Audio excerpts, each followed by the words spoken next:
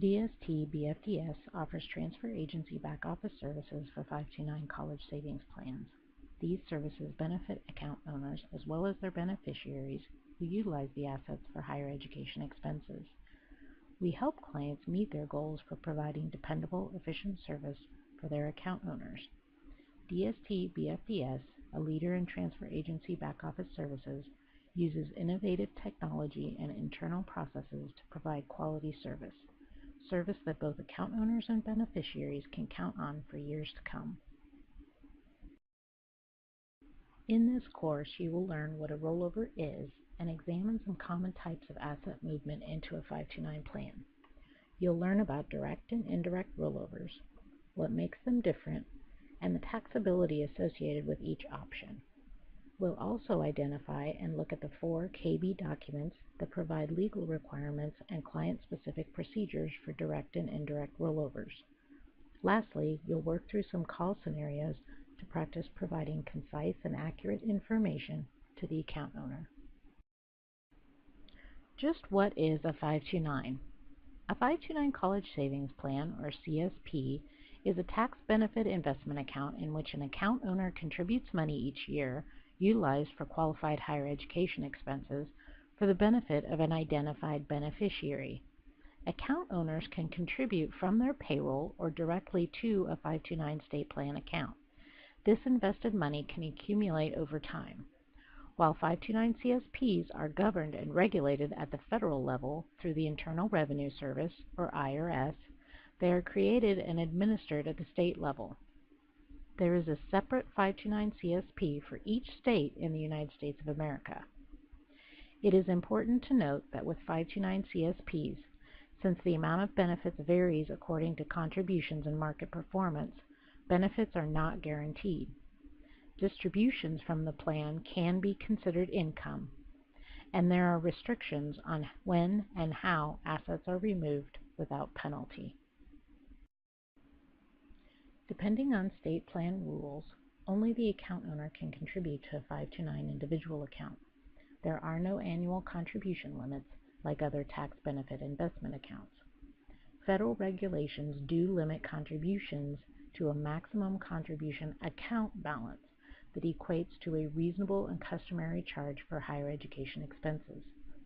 This maximum contribution account balance prevents individuals from using a 529 CSP as a tax shelter and ensures that all account owners have a fair opportunity to save and receive benefits from the plan.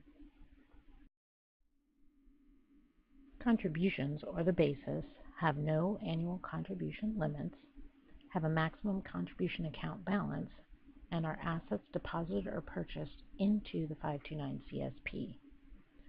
Earnings are the growth from invested contributions. This growth could be dividends or capital gains. Assigning correct money types is very important, since incorrectly assigned money types can potentially change the tax liability for an account owner. Roll over each image to learn more about money types.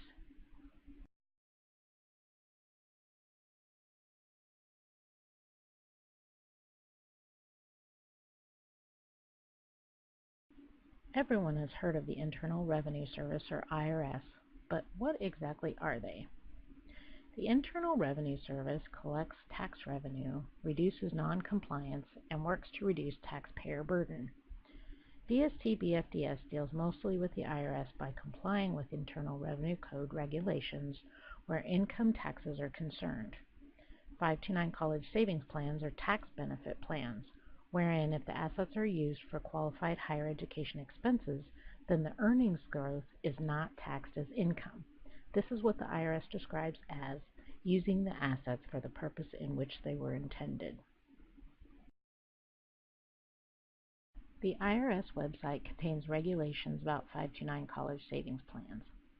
Publication 970, titled Tax Benefits for Education, houses the explanation of IRS regulations around tax deductions, and in Chapter 8, the rules that govern qualified tuition programs, of which a 529 CSP is a part of in the tax code.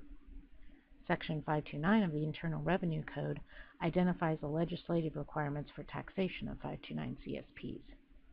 The website also describes the 1099-Q tax form that generates when a distribution is taken from a 529 CSP.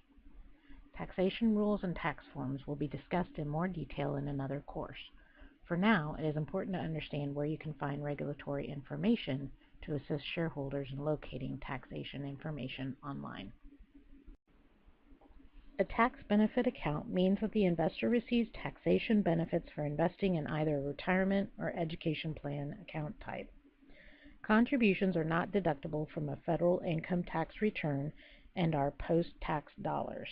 However, some state plans allow deductibility from a state tax return if the account owner resides in the same state as the 529 CSP. This encourages account owners to invest in their residential state plan and not another state's 529 CSP. Account owners must consult their state plan disclosure booklet for state deductibility opportunities. Earnings are not taxed if the assets are used for qualified higher education expenses. In contrast, earnings are always taxable if the assets are used for expenses that are not considered qualified in Publication 970. Non-qualified distributions create a taxable event. A taxable event is defined as any event or occurrence that results in a tax liability. Two examples of taxable events are if an investor receives dividends or realizes capital gains.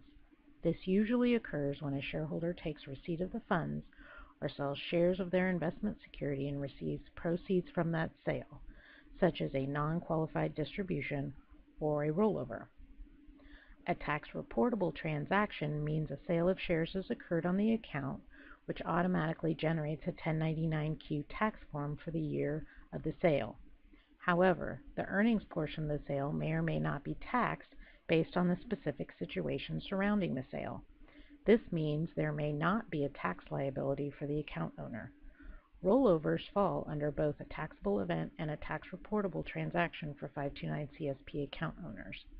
Next, we'll discuss rollovers, and then we can apply how taxation affects these types of sales transactions. A rollover is when assets are moved out of a 529 CSP into another 529 CSP or other type of investment account. This asset movement is also called portability, which is a term associated with tax benefit accounts. Sometimes the movement is taxable and sometimes it is not. When assets are moved out of an investment account, it is considered a sale. This sale triggers a capital gain for the shareholder, which is usually taxed as income. Sometimes a family will move from one state to another due to a job change or other situation. Because the contributions can be state tax deductible, the account owner might move their assets from the current state plan to the new state plan. This is considered a rollover. As long as the assets stay in a 529 CSP, the IRS will not tax any earnings due to the rollover process. This is considered tax reportable on the 1099-Q tax form, usually is a non-taxable event.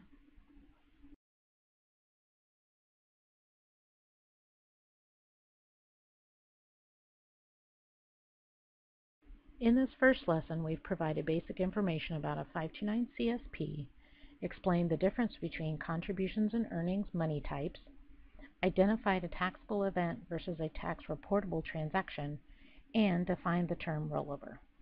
In the next lesson, we'll take a closer look at what the IRS defines as a direct rollover and an indirect rollover.